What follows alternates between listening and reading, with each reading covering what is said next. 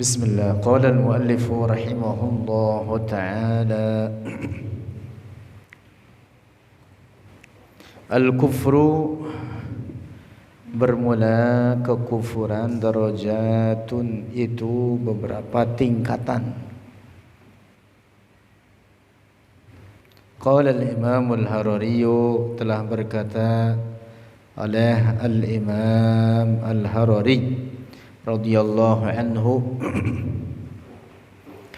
al-kufru bermula kekufuran, wasyirku dan syirik, darajatun itu beberapa tingkatan. Laisa darajatan wahidatan, bukan derajat yang satu. Artinya bukan dalam satu tingkatan, tetapi terdiri dari beberapa tingkatan. Ba'duha bermula sebagiannya, darajat asyaddu itu lebih parah, min ba'din dari sebagian yang lain. Yujadu ada, syirkun syirik, akbaru itu lebih besar, syirik akbar, syirik yang terbesar gitu. Wa syirkun asgharu, dan syirik yang kecil. Asyirkul akbaru bermula, syirik akbar, huwallazi dialah yang yukhriju mengeluarkan, minal millati dari agama, mengeluarkan dari Islam, menjatuhkan dalam kekufuran, disebut dengan syirik akbar. Asyirkul asgharu, syirik asghar, la yukhriju tidak mengeluarkan, minal islami dari Islam, walaupun juga sama dosa. Kadzalika demikian pula, al-kufru kekufuran, darajatun itu beberapa derajat atau beberapa tingkatan. Kufrun kekufuran, yukhriju yang mengeluarkan, minal millati dari agama. Wa kufrun dan kekufuran, la yukhriju minal millati tidak mengeluarkan dari agama. Jadi kufur ada dua juga, model itu tadi. Kufrun yukhriju minal millah, wa kufrun la yukhriju minal millah. Ba'du dzunubil kabirati, ba'du dzunubi sebagian dosa-dosa, al-kabirati yang besar, yuqalu laha disebut laha baginya, ba'du dzunub kufrun asgharu itu kufur asghar, tapi tidak mengeluarkan dari Islam. Al-hukmu bi ghairi syar'i, menghukumi dengan bukan syarak, atau hukum yang bukan dengan syarak. Kufrun asgharu itu kufur asghar, laisa kufran akbara, bukan kufur akbar.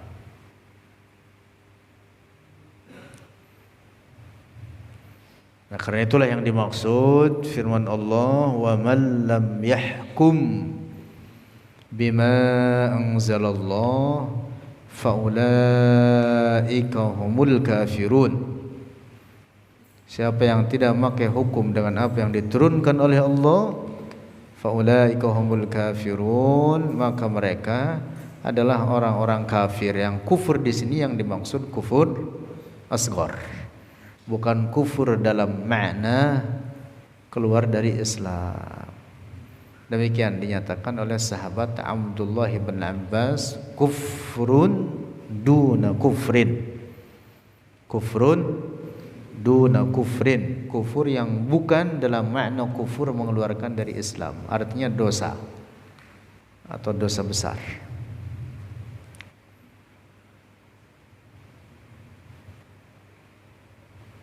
Pahami itu. supaya tidak sembarangan mengkafirkan orang hanya karena mereka berbuat dosa atau hanya karena mereka tidak memakai hukum Allah. Orang yang mengkafirkan orang Islam karena berbuat maksiat atau karena tidak memakai hukum Allah, orang ini disebut dengan orang khawarij, orang berfaham khawarij. Orang khawarij dahulu itu begitu, mereka mengkafirkan orang-orang Islam yang tidak memakai hukum Allah. Kata mereka kafir. Orang berbuat maksiat dihukumi kafir, apalagi dosa besar dihukumi kafir, tidak memakai hukum Allah dihukumi kafir. Nah itu faham apa? Khawarij. Termasuk Indonesia ini, kata mereka tidak memakai hukum Allah, maka negara Indonesia negara kafir. Pemerintahnya pemerintah kafir, rakyatnya rakyat kafir. Oh, semuanya dikafirin. Nah itu faham apa namanya itu? Khawarij. Paham? Khawarij.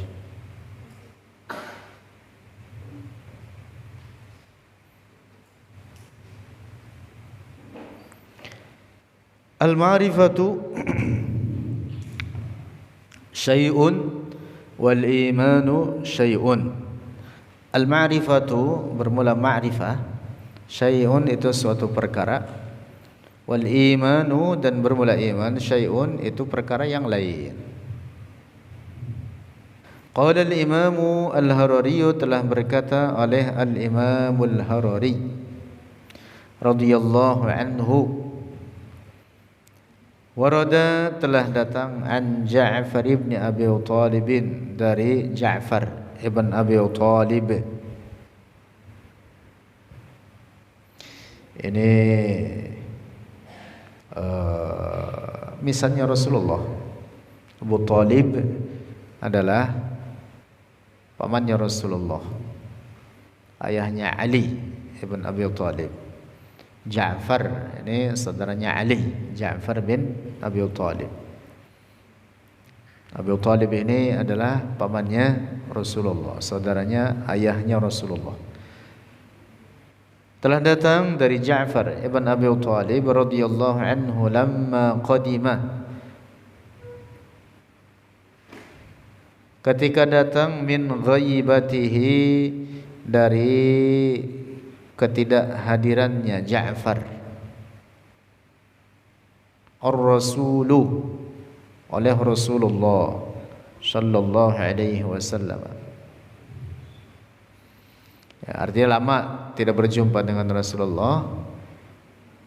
Maka ketika Rasulullah datang, qama, berdiri oleh Ja'far, ilaihi, kepadanya Rasulullah, musri'an, dengan bersegera, halnya bersegera, hal kedudukannya itu, halnya bercepat-cepat atau bersegera.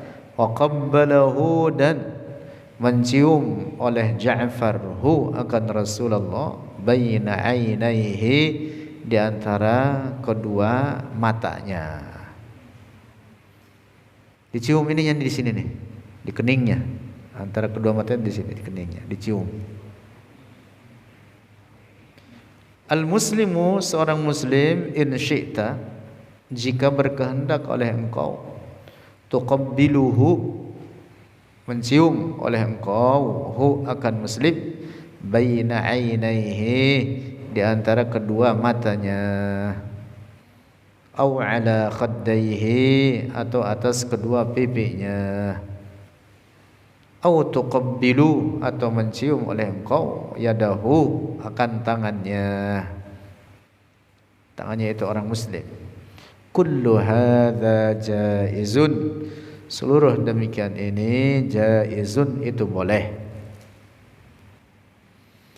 Ar-rasulu, bermula Rasulullah, qubbilat, telah dicium, yadahu, akan kedua tangannya, warijlahu, dan kedua kakinya.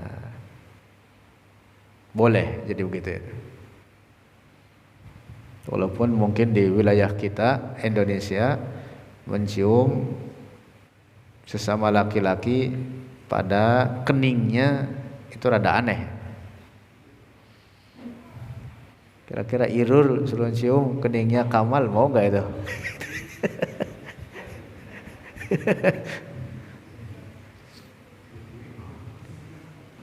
Kata Irul, ogah. Masya Allah.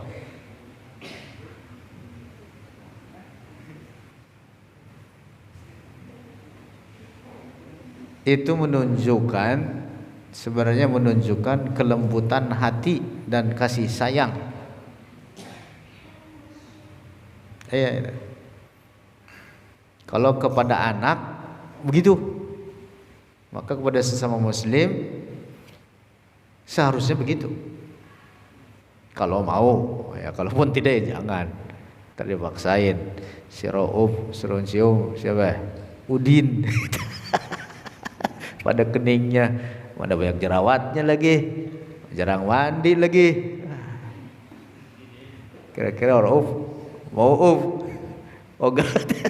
Oh, biasa Rauf mau aja dia. Bagian ini sekarang ogah dia.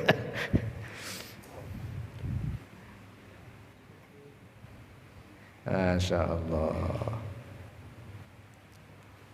Tapi orang-orang Arab, budaya mereka seperti itu, terutama kepada orang tua atau orang yang sangat dicintainya, dan itu menunjukkan kecintaan dan kasih sayang, apalagi kepada orang yang dihormatinya. Jadi sama mereka terhadap orang tua bahkan dicium, kepalanya dipegang, dicium gitu ya. Tentu dipegang aja dengan lemah lembut, dicium. Iya, diusap jenggotnya gitu. Kalau kita ketemu orang tua, kita perlakukan begitu, kira-kira ditempeleng enggak ya? Ditempeleng. Masya Allah. Beda-beda itu dia tradisi.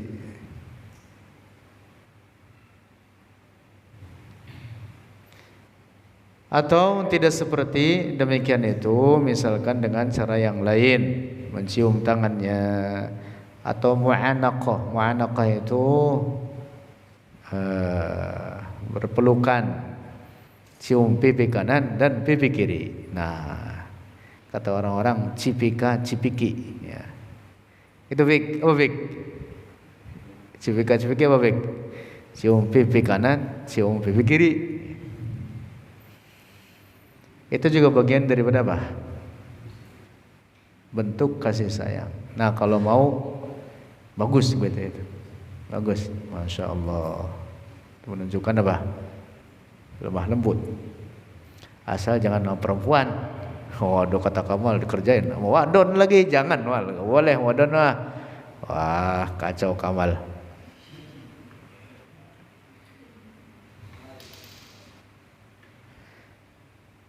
Yahudiyani, lanjut. Yahudiyani, dua orang Yahudi fil Madinati, di kota Madinah. Qala, berkata oleh keduanya, fima bainahuma, pada apa yang antara keduanya. Artinya dua-duanya sedang ngobrol nih. Salah satunya berkata, nas'alu, bertanya oleh kita, Muhammadan akan Muhammad. Ya, marilah bertanya oleh kita Muhammadan akan Muhammad, hadzal su'ali, akan ini pertanyaan. Hayya'a, menyiapkan oleh keduanya, lahu, bagi Rasulullah, soalan, akan suatu soal, la ya'rifuhu, yang tidak mengetahui oleh Rasulullah akan soal, hatta minal Yahudi, hingga daripada orang-orang Yahudi, illal qalilu, kecuali sedikit orang. Banyak enggak tahu jawabannya, sedikit aja. Orang Yahudi pun tidak semuanya tahu. Fasa'alahu, maka bertanya oleh keduanya hu, akan Rasulullah. Fa'ajabahuma, maka menjawab oleh Rasulullah huma, akan keduanya. Dijawab oleh Rasulullah. Waqala, maka berkata oleh keduanya, lahu, baginya Rasulullah, anta nabiyyun, engkau adalah seorang nabi.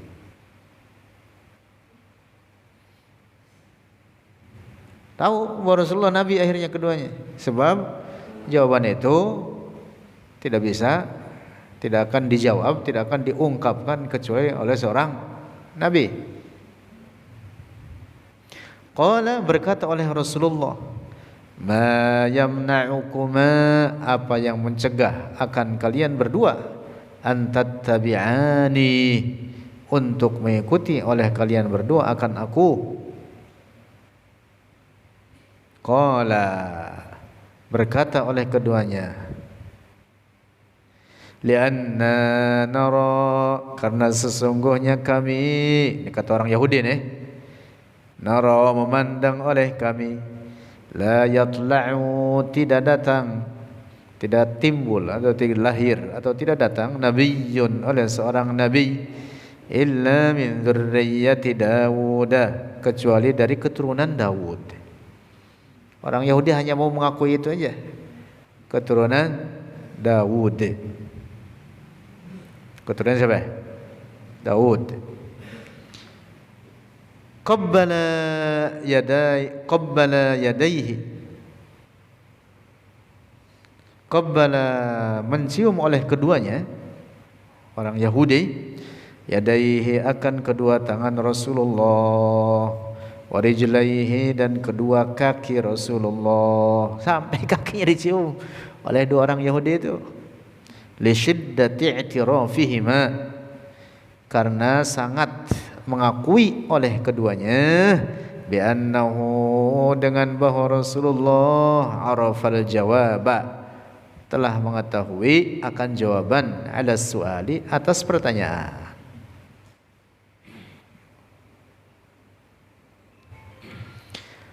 Al-ma'rifatu syai'un, ma'rifah, mengetahui, syai'un, itu sesuatu yang lain. Wal imanu, dan iman, syai'un akhar, syai'un itu sesuatu yang lain, satu perkara. Ma'rifah itu satu perkara, wal imanu, dan iman itu syai'un, sesuatu yang lain. Bukan ma'rifah kepada Allah, tapi ma'rifahnya hanya sebatas mengetahui saja. Orang Yahudi mengetahui bahwa Rasulullah adalah seorang nabi, tetapi apa? Keduanya tidak mau beriman. Nah, ini pengertian bahwa mengetahui, mengenal, faham, itu adalah suatu perkara, sementara iman adalah perkara yang lain. Ada dua perkara yang berbeda. Al-ma'rifah di sini maksudnya bukan ma'rifatullah, artinya apa? Al-ilmu, mengetahui. Dapat dipahami nih?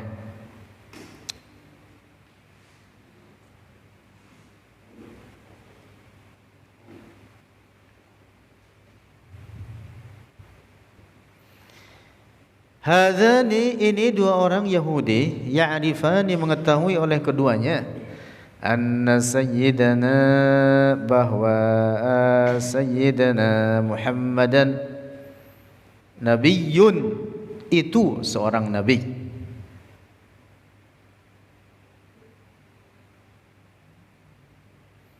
Tahu nih dua orang Yahudi.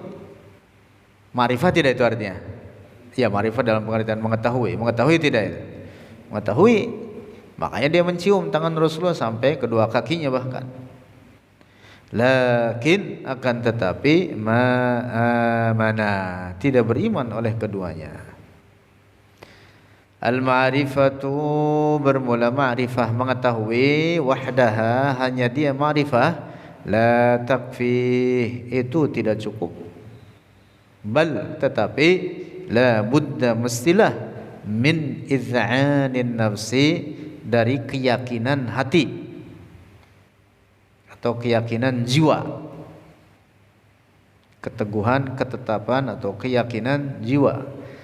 Bi an taqbalan nafsu, dengan bahwa menerima oleh jiwa, hadzal syai'a, akan ini perkara, wa ta'taqiduhu, dan meyakini oleh an-nafsu hu, akan asy-syai'.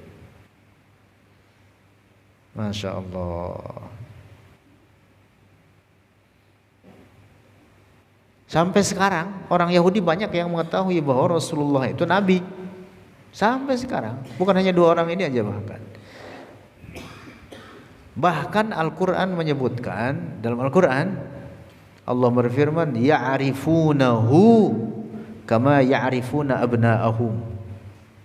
Masya Allah, ya'rifunahu, mereka orang-orang Yahudi mengetahui Rasulullah sebagai nabi, kama ya'rifuna abna'ahum, sebagaimana mereka mengetahui anak-anak mereka. Masya Allah, sampai diungkapkan begitu. Orang-orang Yahudi mengetahui kalau Rasulullah seorang nabi dan rasul, nabi akhir zaman. Dan bahkan itu ditulis juga dalam kitab Taurat, kitab suci mereka, tertulis nama Rasulullah. Nah, jadi tahunya mereka, ma'rifahnya mereka terhadap kenabian Rasulullah tidak menjadikan mereka beriman, karena tidak dibarengi dengan keyakinan. Jadi tidak cukup hanya mengetahui saja. Nah, inilah yang dimaksud dengan al-ma'rifah syai'un wal imanu syai'un akhar.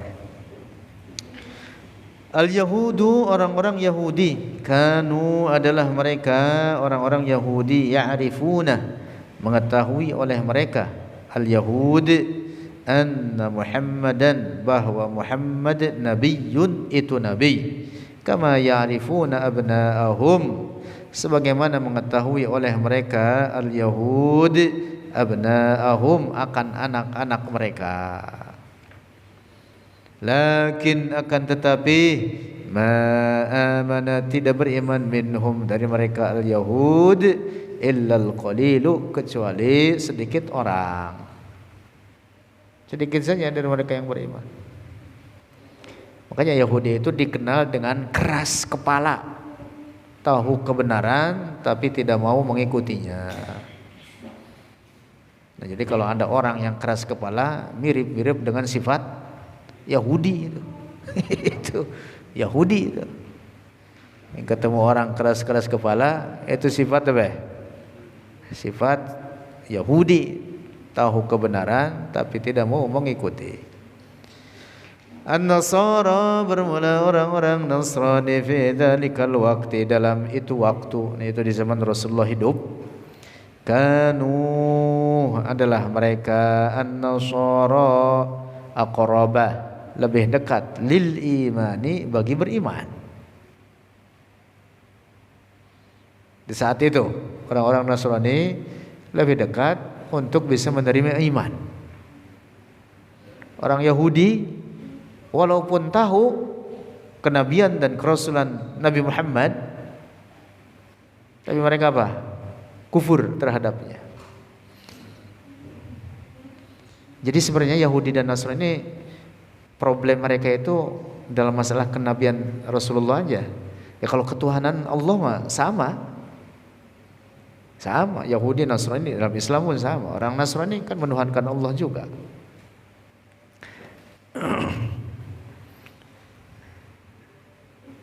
Hanya kemudian orang Yahudi mengingkari kerasulan Nabi Muhammad. Orang Nasrani juga sama, mengingkari kerasulan Nabi Muhammad. Nah, orang-orang Nasrani saat itu di zaman Rasulullah itu lebih dekat untuk menerima iman.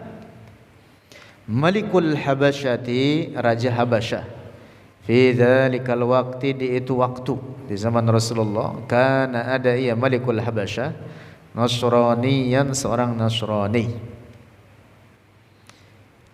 Aslama, masuk Islam, telah masuk Islam oleh Malikul Habasyah, wa amana, dan beriman oleh Malikul Habasyah bir Rasuli, dengan Rasulullah.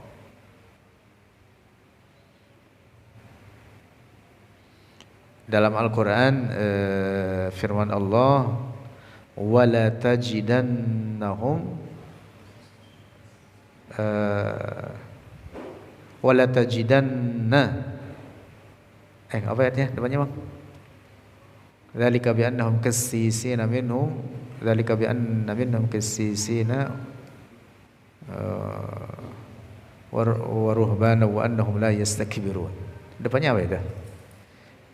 wala tajidanna ashaddan nas la tajidanna ashaddan nas adawatan ladzina amul yahud wala tajidanna aqrabahum mawaddatan lil ladzina amanu alladzina qalu inna nasara dzalika bi anna minhum qissisina wa ruhbana wa annahum la yastakbirun. Ayat Quran itu menyebutkan. Jadi di masa itu orang Nasrani itu lebih dekat untuk menerima iman dan mengakui kerasulan Nabi Muhammad serta meyakininya. Nah, termasuk ini dia Raja Habasyah. Raja Habasyah. Aslama wa amana bir rasuli wa huwa, dan bermula dia Malikul Habasyah fi ardihi, di negerinya, di Ethiopia. Ethiopia di mana? Ya, benua Afrika. Jauh ke Madinah itu sangat jauh. Ethiopia, Malikul Habasyah, Raja Habasyah. Biwasitati ba'dis sahabati, dengan perantara sebagian sahabat Rasulullah, alladzina zahabu, yang zahabu telah pergi oleh mereka, ilaihi kepadanya, Malikul Habasyah. Sara, jadilah Malikul Habasyah waliyan, seorang wali Allah, lamma mata, ketika mati, ketika wafat. Jadi sampai jadi wali Allah itu dia, Raja Habasyah ini. Tadinya orang Nasrani.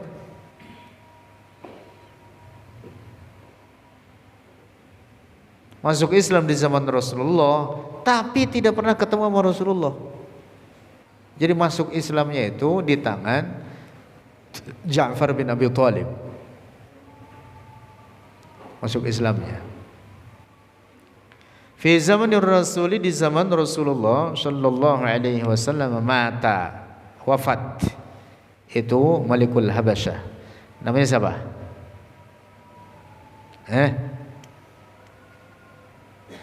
Ashamah. Namanya siapa? Ashamah An-Najashi. Nanti ada disebutkan di bawah.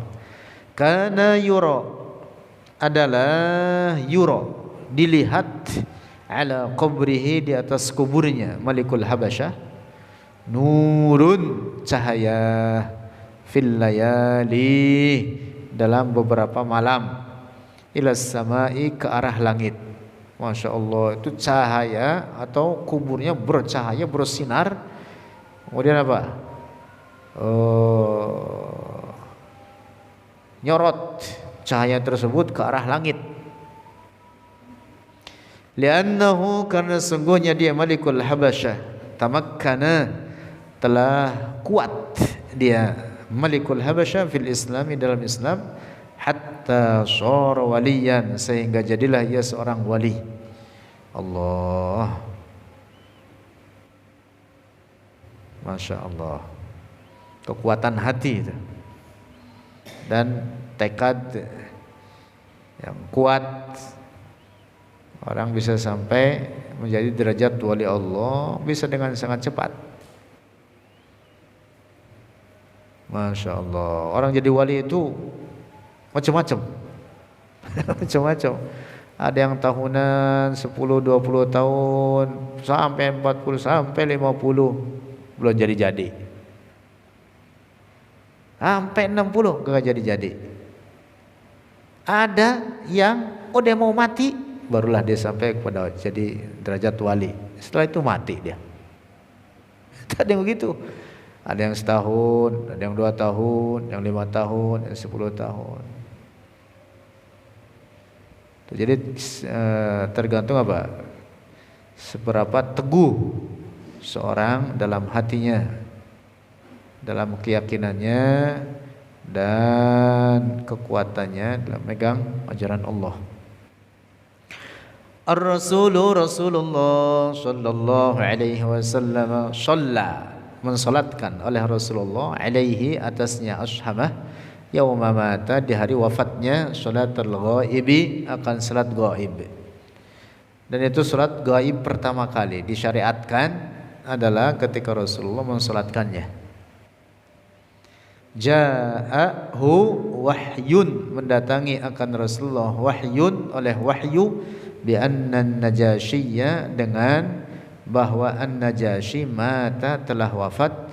Qala, berkata oleh Rasulullah li ashabihi, bagi para sahabatnya, qumu, berdirilah oleh kalian, nusalli, mensalatkan oleh kita, ala akhikum, atas saudara kalian, Ashamata, yaitu Ashamah. Ismu An-Najasyi, nama Raja Najasyi. Ashamatu itu Ashamah. Jadi kalau Najasyi itu gelarnya, gelar kerajaan di raja-raja Habasyah disebut dengan An-Najasyi. Mirip dengan kalau di Mesir Fir'aun, atau kalau misalkan di Jogja Hamengkubuwono. Itu ada Hamengkubuwono 1 2 3 4 5 6 gitu. Kalau Yogyakarta, apa Yogyakarta itu? Nama raja, gelar rajanya itu. Semacam itu. An-Najasyi, bermula An-Najasyi, laqabu kulli man yamlikul habasyata. Itu gelar setiap orang yang menguasai Habasyah atau menjadi raja bagi Habasyah. Nah, nama aslinya siapa? Ashamah. Mata, wafat oleh Ashamah. Fasallu, maka salat oleh mereka, para sahabat Rasulullah, alaihi, atasnya Ashamah, salatul ghaibi, akan salat ghaib, wa huwa, dan dia Ashamah, fil Habasyati, di Habasyah. Mata, wafat oleh Ashamah, wahum, dan mereka para sahabat, kanu, ada mereka, fil Madinati, di Madinah. Sallau, salat oleh mereka, alaihi, atasnya Ashamah.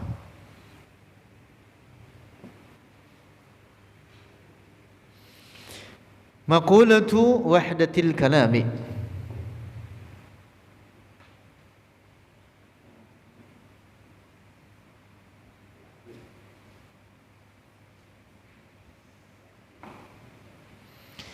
Qala al-imamu, telah berkata al-imamu al-Harari, oleh al-imam al-Harari radhiyallahu anhu, ittafaqa ahlus sunnati, telah sepakat ahlus sunnati, oleh ahlus sunnah, ala wahdati kalamillahi, atas satunya kalam Allah Ta'ala. Apa yang dimaksud wahdah kalamillah?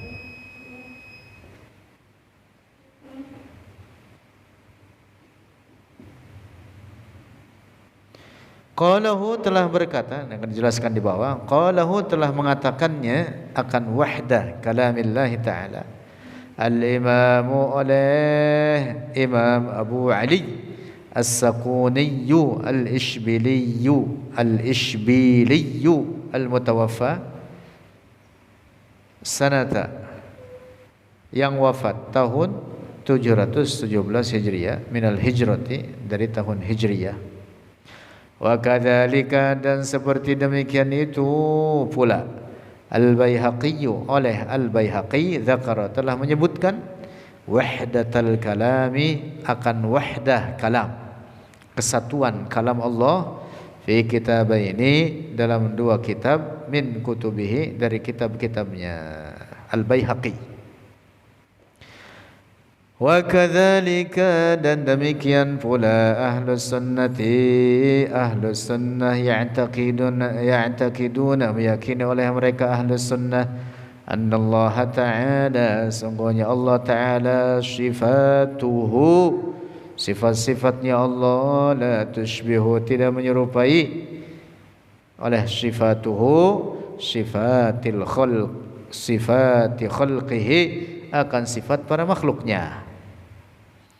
Allahu mutakallimun, Allah maha berbicara, bi kalamin, dengan kalam, laisa harfan, bukan huruf, wala wasawtan, dan bukan suara.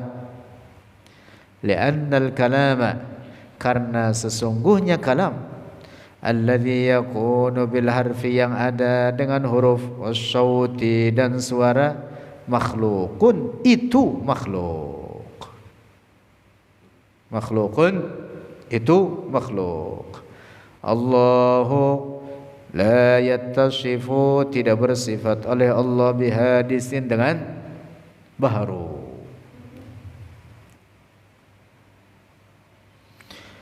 Qala Abu Hanifah, telah berkata oleh Abu Hanifah radhiyallahu anhu fi kitabihi, dalam kitabnya Abu Hanifah Al-Fiqhil Akbari, yaitu Al-Fiqhil Akbar. Nahnu, bermula kita, natakallamu, berbicara oleh kita, bil alati, dengan alat-alat, wal hurufi, dan huruf-huruf. Wallahu, dan Allah, yatakallamu, berbicara oleh Allah, bila alatin, dengan tanpa alat-alat, wala harfin, dan tanpa huruf. Bukan dengan mulut, bukan dengan lidah, bukan dengan huruf-huruf, bukan dengan suara. Wa kalamullahi, dan kalam Allah, alladhi huwa, yang dia, kalam Allah, ghairu harfin, bukan huruf, sautin, dan bukan suara, azaliyun, itu azali, tiada bermula, abadiyun, abadi, tiada habis, la yanqati'u, tidak terputus. La yajuzu, tidak boleh, 'alallahi, atas Allah, ayyatakallama, untuk berbicara, summa yaskuta, kemudian berdiam oleh Allah. Ya kalau gitu sama dengan kita. Nah, maka sifat kalam Allah bukan seperti kalam pada manusia. Bukan dengan huruf-huruf, bukan dengan suara, bukan dengan bahasa, tidak diselingi dengan diam, tidak diselingi dengan nafas, tidak diselingi dengan batuk-batuk. Itu buat kita itu. Al-kalamul qaimu bidzatillahi, kalam yang tetap dengan zat Allah, laisa harfan, bukan huruf, sautan, dan bukan suara, yasma'uhu, mendengar akan kalam zat Allah, al-insu, oleh manusia, wal jinnu, dan jin, fil akhirat, tidak akhirat. Nah, di akhirat nanti akan mendengar kalam Allah yang azali dan abadi, yang bukan huruf, bukan suara, dan bukan bahasa ini, tapi di akhirat. Wa ammal kalamu, dan adapun kalam, alladhi huwa, yang huwa, dia, al-kalam, harfun wa sautun, itu huruf dan suara, kal Qur'ani, seperti Al-Qur'an, alladhi naqra'uhu, kitab suci Al-Qur'an, alladhi naqra'uhu, yang kita membacanya, hu, akan Al-Qur'an, bil hurufi, dengan huruf-huruf, wat Taurati, dan Taurat, wal Injili, waz Zaburi, haulai, mereka itu semua, ibaratun, itu ungkapan-ungkapan, an kalamillahi, dari kalam Allah. Nah, jadi yang berupa huruf dalam bahasa Arab yang kita baca dalam kitab, di antara lembaran-lembaran kita baca dengan lidah, disebut Al-Quran. Disebut apa? Al-Quran. Itu disebut kalam Allah, yang dimaksud adalah sebagai makna ungkapan dari kalam, dari sifat kalam Allah. Adapun sifat kalam Allah yang sendiri bukan huruf dan bukan suara.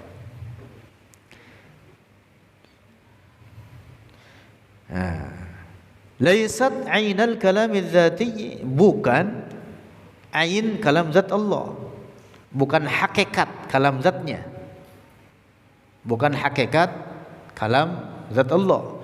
Adapun hakikat kalam zat Allah itu tadi bukan huruf, bukan suara, dan bukan bahasa. Summa, kemudian, innallaha, sesungguhnya Allah tabaraka wa ta'ala, akhbara, telah memberitakan, fil Qur'ani, dalam Al-Qur'an, annahu bahwa dia Allah yakhluqul asya'a menciptakan oleh Allah al asya'a akan segala sesuatu bikalamihi dengan kalamnya. Wa kullu ma khalaqallahu dan setiap apa khalaqallah yang menciptakan oleh Allah, wa ma sayakhluquhu dan apa yang akan menciptakan oleh Allahu akan ma wujuduhu keberadaan itu ma bikalamillahi ta'ala itu dengan kalam Allah Ta'ala. Wa hadza dan inilah makna qaulihi ta'ala makna firman Allah Ta'ala innama amruhu idza arada syai'an ay yaqula lahu kun fayakun sesungguhnya adalah amruhu perkara atau urusan Allah idza arada apabila berkehendak oleh Allah syai'an kurang hamzah itu syai'an akan sesuatu ayyaqula bahwa berkata oleh Allah lahu baginya itu syai'an kun jadilah fayakun maka menjadi oleh itu syai'. Nah, itu makna harfiahnya begitu. Tapi ini jangan difahami bahwa Allah berkata-kata kun. Hati-hati. Bukan berarti Allah menciptakan manusia Allah berkata kun, ciptakan jin kun, ciptakan malaikat kun, ciptakan matahari kun. Ya kalau begitu kerjaannya berarti kun aja. Kun. Bukan begitu maknanya. Makna ayati, makna ayat. Ini dia maknanya nih. Anna syai'a bahwa sesuatu alladzi aradallahu yang berkehendak oleh Allah wujudahu akan wujudnya syai' yakhluquhu menciptakan oleh Allahu akan syai' bikalamihil azali dengan kalamnya yang azali laisal ma'na bukanlah maknanya annahu bahwa dia Allah yantiku berucap atau berkata-kata bil kafi wan nuni dengan huruf kaf dan nun. Bukan Allah berkata-kata mengucapkan kalimat kaf sama nun kun, bukan. An-nutqu berkata-kata bil kafi wan nuni dengan kaf dan nun min sifatina itu dari sifat-sifat kita. Baharu mustahil Allah demikian. Summal qawlu kemudian perkataan bi annallaha dengan bahwa Allah pendapat dengan bahwa Allah ini pendapat yang mengatakan bahwa Allah yakhluqul asya'a menciptakan oleh Allah al asya' akan segala sesuatu bil kafi wan nun dengan huruf kaf dan nun maknanya annahu yakhluqul asya'a bahwa Allah menciptakan segala sesuatu ba'da nutqi setelah berkata-kata bil kafi wan nuni dengan kaf dan nun diucapkan dahulu baru kemudian terjadi udah gitu diucapkan lagi dengan huruf dan suara mustahil begitu wa hadza mustahilun ini adalah mustahil. Innamal ma'na sesungguhnya ma'na annahu yakhluqu bahwa dia Allah ini makna yang benar yakhluqu menciptakan oleh Allah al asya'a akan segala sesuatu allati arada yang berkehendak oleh Allah wujudaha akan wujudnya al asya' bil kalamil azali itu dengan kalamnya yang azali alladzi laysa harfan wa syautan yang bukan huruf dan bukan suara. Hadza ma'na al-ayati inilah makna ayat innama amruhu idza arada syai'an ay yaqula lahu kun fayakun wa amma ma yaquluhu ba'dun nasi dan adapun apa yang mengucapkannya ba'dun nasi oleh sebagian orang-orang subhana man amruhu maha suci dia yang urusannya dia man bainal kafi wan nun antara kaf dan nun fakalamun fasidun maka itu adalah perkataan yang rusak. Ini ingat-ingat Mang Ujang ini kan suka ada itu kadang-kadang Mang Ujang juga suka baca itu jangan dipakai itu Mang Ujang jangan dipakai Itu doa mengatakan subhana man amruhu bainal kafi wan nun. Jangan mengatakan begitu dalam berdoa. Paham tidak? Ini lagi dibahas ini. Nulis apaan itu?